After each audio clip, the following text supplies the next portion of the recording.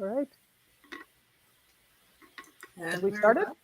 I Yeah. don't see any numbers counting. Yep. We've Okay, started. we've started. Oh, sorry about that, folks. Welcome to the Octopus Movement podcast, where we celebrate unique minds and extraordinary non-linear thinkers. I'm your host for today, Dr. Janice Campbell, and we'll be exploring how the power of nonlinear thinking can change the world. And today I want to introduce you to my very dear friend, Lydia Lowery Busler. I do this all the Hustler. time. Busler. Lydia Lowery Busler. The alliteration gets me every time. She is one of the top female composers in the world today, with work performed internationally. She's performed both vocally and on some of the world's biggest stages. And the beauty of her improvisational work that she does with both her voice and horn is just truly moving. I highly recommend you check out her website. She's also a founding member of the Octopus Movement and one of the other podcast hosts for this very podcast. And she also has her own podcast, The Joyful Path. And she leads weekly grounding meditations online to help all of us thrive more calmly in our environments and in our own skins. Welcome, Lydia. Thank you, Janice. It's always good to be here with you and having a conversation with you because you are my cohort in founding memberness. Yes, yes, exactly. And we we've talked at length about moving through the world thinking musically. Um, and I often think about the fact that your meditations are just a different form of music. I don't know if you've made that connection, but Yeah, it's interesting to have come to a place where I realize that my purpose is to heal all the pain and confusion in the world. One, just small, but one conversation at a time and one movement of energy at a time. But I've always been doing this in music and in all the ways that I communicate. I wanted to be a veterinarian before I went into music and art, and I got double degree in music and art instead. But the fact is, creative energy is healing energy. So that's something that took me a while to realize, though I recognized it in myself, that I think that my music really got me through all of the hardships of growing up in this world. mm-hmm. Yeah, it's. I mean, you and I've talked about how I learned how to read music when I learned how to read print, and so it took me a while to realize that other people didn't know what the black dots were. Yeah. Um, and but I also think that the music. I mean, the first time you and I ever spoke, I like ran away and found your website and listened to your music, and it was lovely. It was just truly lovely um, and very moving work.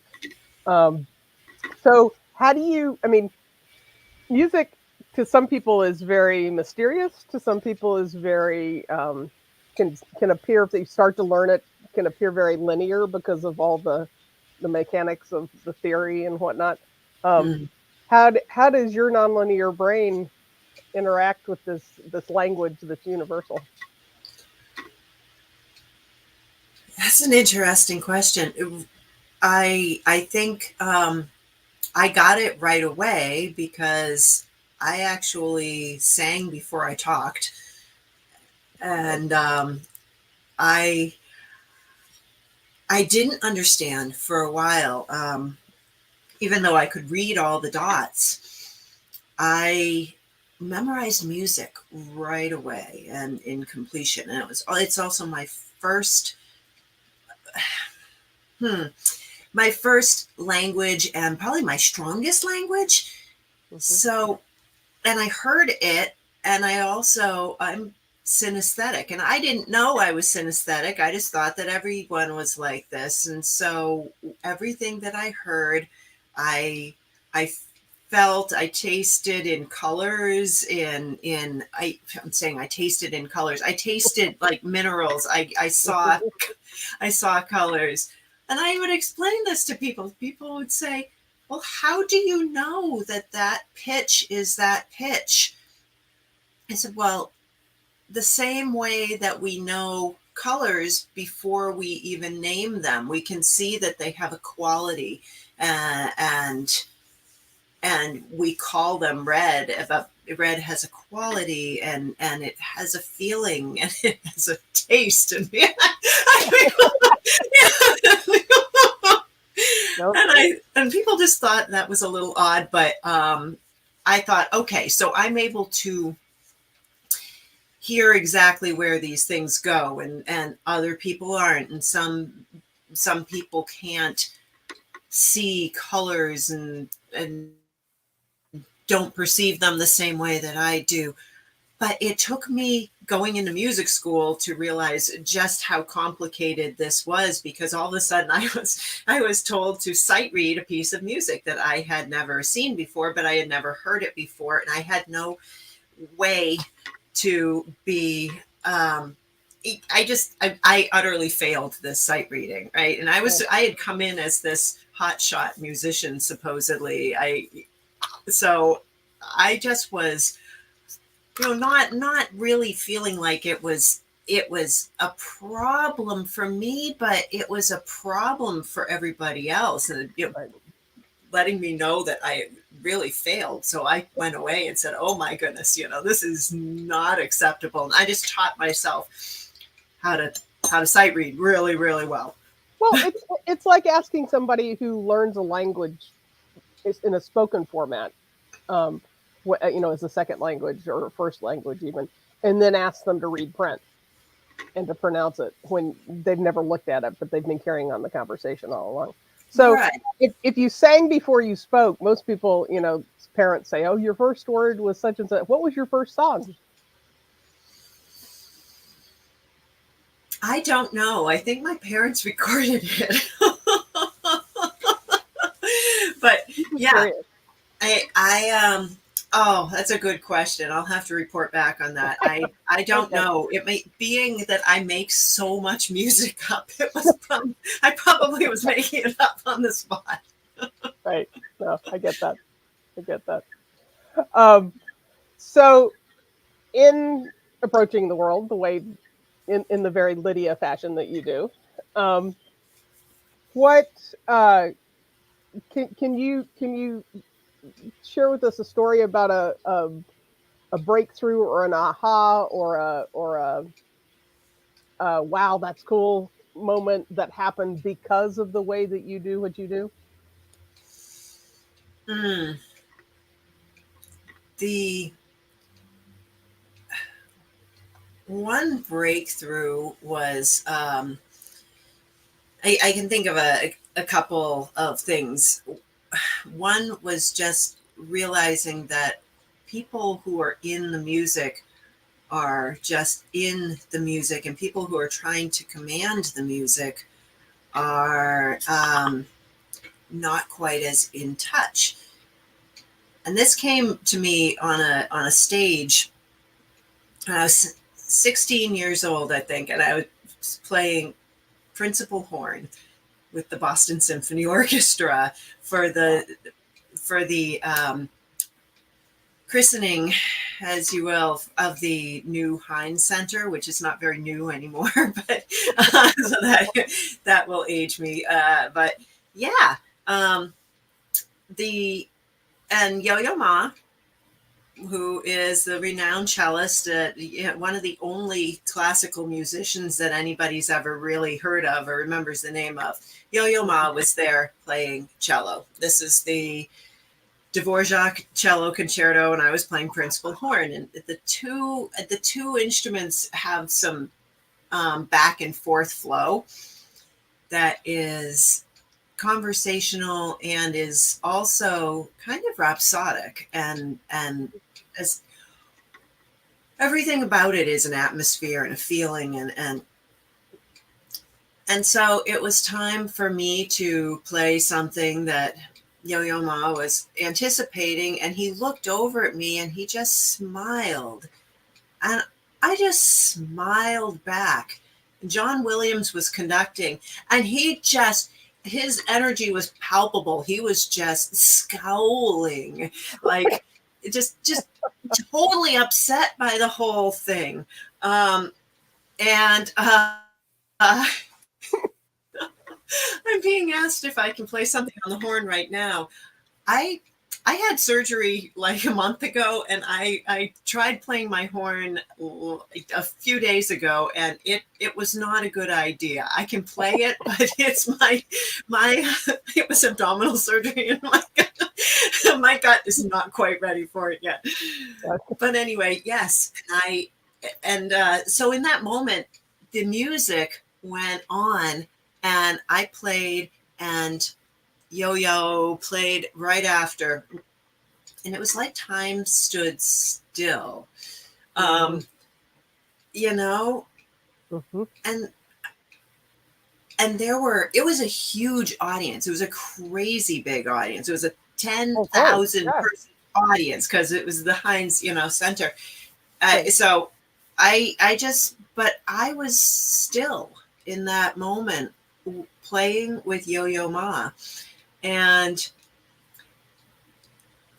so that was something where I realized that, not everybody can do this, because when you're trying to control the music, even, this is somebody who's a great composer, and has composed a lot of the film scores that we know, we've grown up with, but he couldn't control us, and he went to a place of fear, and that wasn't, and there was no fear there. There was all just, everything went exactly how it was supposed to go.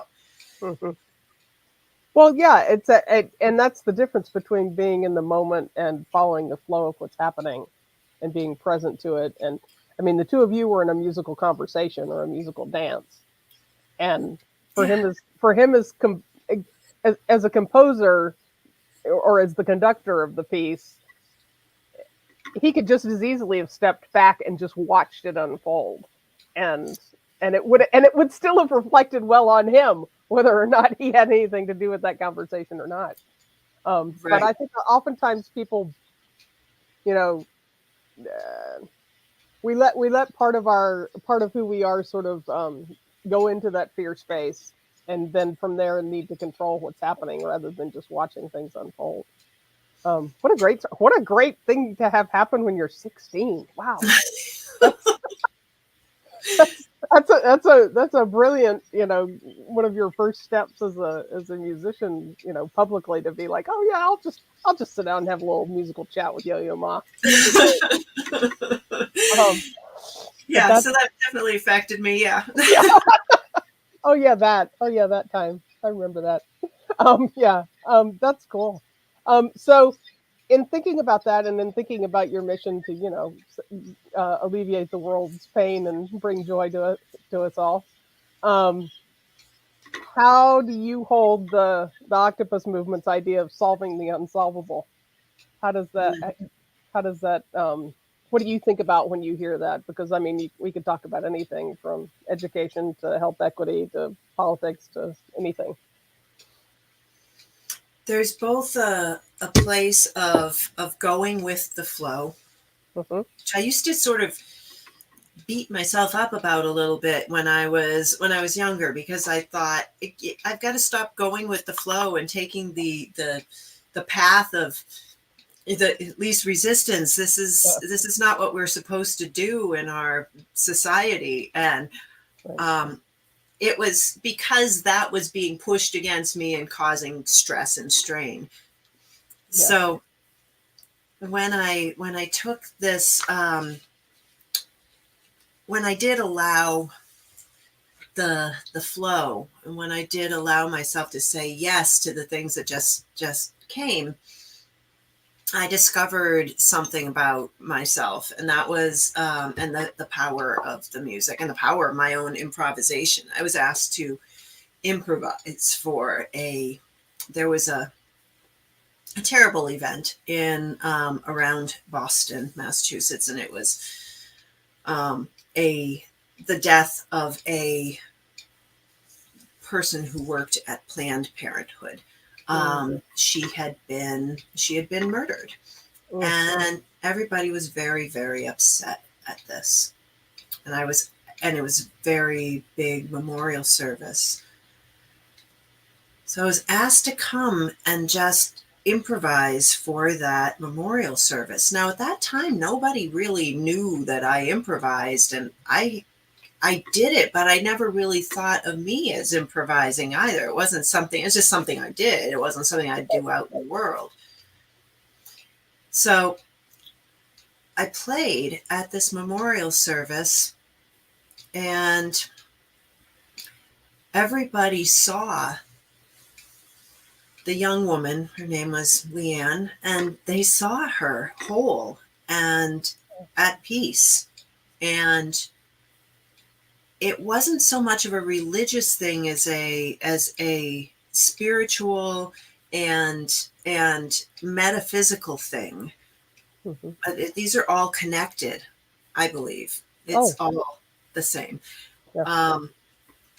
People who saw her going to heaven, saw her go to heaven, and people who saw her going to, wherever they see. I always say Elysium, Yeah. Valhalla, to become one with the universe.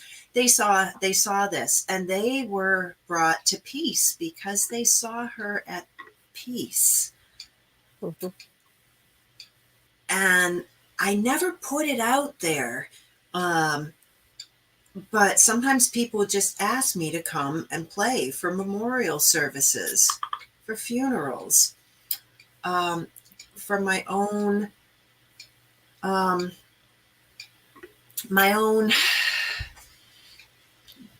relatives, and this always happened.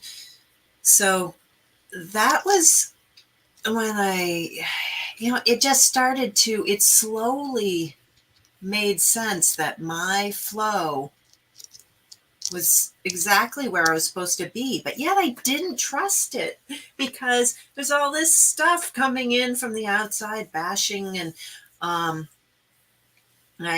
had a whole bunch of interruptions in which I had to heal myself. I had medical interruptions, and so then I was just focused on me, and I realized that I had that kind of healing capacity to heal myself. And it was a road, really a road. And I've just noticed that along that road, I kept seeing connections because I see from a very overarching viewpoint, and made connections and just stayed in the flow. And when I wasn't in the flow, that's what caused stress and strain. Yeah. Well, and the interesting thing about flow is, people think it's just like floating around and La la. la la la la la la, and which, it might be, butterflies in springtime and all that. Absolutely. And it's also what made the Grand Canyon. Yeah. It's also what cuts through rock and what appears to be immovable or unsolvable, as they say. And it just keeps going that direction, and it eventually creates something big and beautiful and amazing. Right, because it's not stuck. It's not stuck, and it perseveres, and it doesn't push hard. It is incessant, and that's the nature of energy that we are, and that life is. Yes, and it's also about just being what it is, not attempting to be what it's not, or to go where it's not intended to go. Yeah, and being able to trust that, I think, is a really important lesson for all of us. I mean, we start out trusting it, right, when we're little, but then we start listening to all these outside voices and thinking we have to do things a certain way. Right. Yeah. So how, with this, this leads into the next question beautifully. How do you see this way of being, and also the work that we're doing inside the Octopus Movement? How do you see that having a wider impact? How to, changing the world? Any of us who who have struggled within the constraints of being told that that doesn't make sense, that doesn't sit down and do your work, whatever it is, have realized that, well, whether we realized it or not, I've realized that the reason we struggle with that is because we want to connect. It is our natural state to connect and to want love and to want to connect to that love. And I think I am not at all unique in having the experience in the Octopus movement of finding ease of communication, because there's acceptance of communication, and that acceptance and ease is the nature of flow. And the flow goes to the in-between places. It reaches to everyone. And it doesn't matter what way in which we each communicate, because we are autistic, synesthetic, dyslexic, ADHD, you name it, brain injury. Some of us, I'm one of the ones with a brain injury too. Sometimes the way we communicate is somebody, if they wanted to find something out very directly and they were very linear in what it is that they're looking for, are going to take out the possibilities because someone like me might speak too slow, or someone else may not speak at all, not be able to make eye contact, not be able to, whatever the thing is.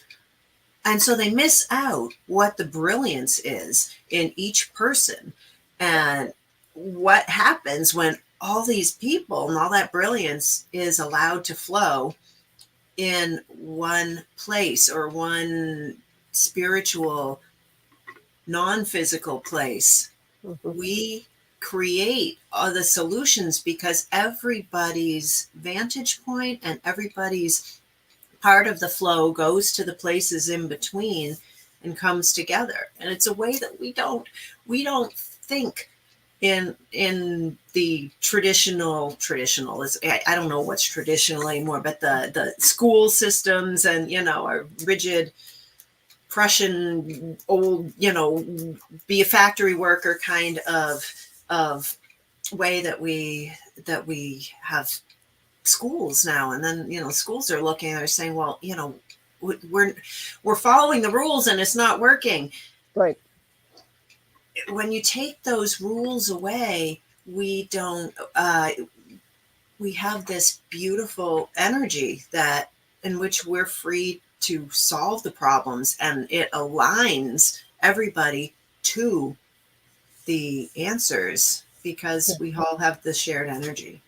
Yeah, I often think about it in terms of like in herbal medicine, it's occasionally a plant is used by itself, but oftentimes it's in harmony with other plants. But even when a plant's used by itself, it's all of its constituents that are important. Whereas there are certain areas of Western medicine that like to take out just the active ingredient and then don't understand why it didn't work, because they took all the pieces that looked like they weren't useful, looked like they were inert. And when it's really that synergy, well, I mean, it's like music, right? You can play one note for a long time and call it music. I mean, and Philip Glass actually has shown us that that's possible. And there's also something beautiful about the marrying of notes and silences and different voices, be it instruments or people, or instruments and people, and how that creates something larger than itself, larger than the individuals. Absolutely. Or in the words of the Octopus Movement, the human mycelium. And I think what we're doing also is we're kind of giving, the more people learn about us and the more people either join the movement or as a friend of mine says, Octopus Movement adjacent, that the more we're kind of spreading the license to be able to to be your full self, to be, all your pieces in the Yeah. world, and let yourself connect that way. So, Yeah. speaking of connecting, I love how this is flowing. I'm usually like queen of tangents. Um, or you and I together are queen of like 9,000 tangents. But Yeah. yeah, uh, um, so we're doing really well. Um, so how can what tips would you give people, um, give our listeners about reconnecting to that piece in themselves, and um, aside from obviously joining the Octopus Movement and coming and hanging out with us. Right. Well, for one thing, um, this is a plug for a way that you can tune into this on Mondays. I had a we call a meditation room, Monday meditation with Lydia on LinkedIn, and this is a 15-minute room in which we ground our energy. Today we tapped into the excitement of the entire Earth because of the strip of total eclipse that people are in, and people are traveling to that. People are excited, and that is a real raising in vibration. And it's present because we are all here. So the alignment that happens in these rooms is something that we can do ourselves Yeah. when there's not a room there. But if you want an example, there are these free audio rooms on LinkedIn, and they happen at 10 a.m. Eastern time and 7 a.m. Pacific time and 3 p.m. in the UK, and they hit people pretty much on the same day wherever you are. So you can join in that, and I give you some ideas on how to just tap into your body and align with it. I think that the first thing, where we all are brilliant, is to actually be present in ourselves. Mhm. We may think we are, but we're not. We're just really fill yourself with yourself. And this isn't an ego thing. This is I feel my heart. I feel the freshness entering my lungs. I feel my presence behind my eyes. I feel all my toes. I feel connected to the earth. When we do that, we have the ability to actually connect into everyone else and to fill in those spaces with curiosity. I completely agree. You and I do a lot of the same kind of work. So, if people want to get in touch with you directly or check out your music, how can they do that? Yeah. The well, you can definitely reach out to me on LinkedIn. I am my name on LinkedIn, so that you can get to those audio rooms. I also am about to launch a membership on joyfulpathvibe.com, where you can at any point go and find frequencies with crystal bowls, Tibetan bowls, singing, vocal, um, and also mental fitness. Those will all be available at that website. And then you can also tap into my music at lydialowrybusler.com. All of which I highly recommend. And so that's it for today. And if you're interested in about the Octopus Movement, you can go to theoctopusmovement.org, or you can track Lydia or me down on LinkedIn, and we'll be happy to talk to you about it.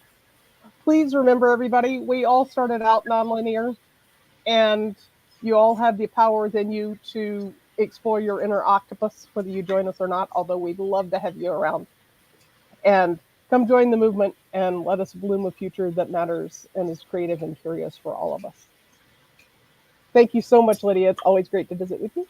Thank And you, Janice. I appreciate being here, and I love this movement. So everything she said. Plus, it's a bunch of the kindest people you'll ever meet, honestly. Yes. Really, truly. Yes. And So if you're we and having we a, mountains. and so if you're having a grumpy day, come see us. We'll cheer you up. That's right. Bye. Until next time.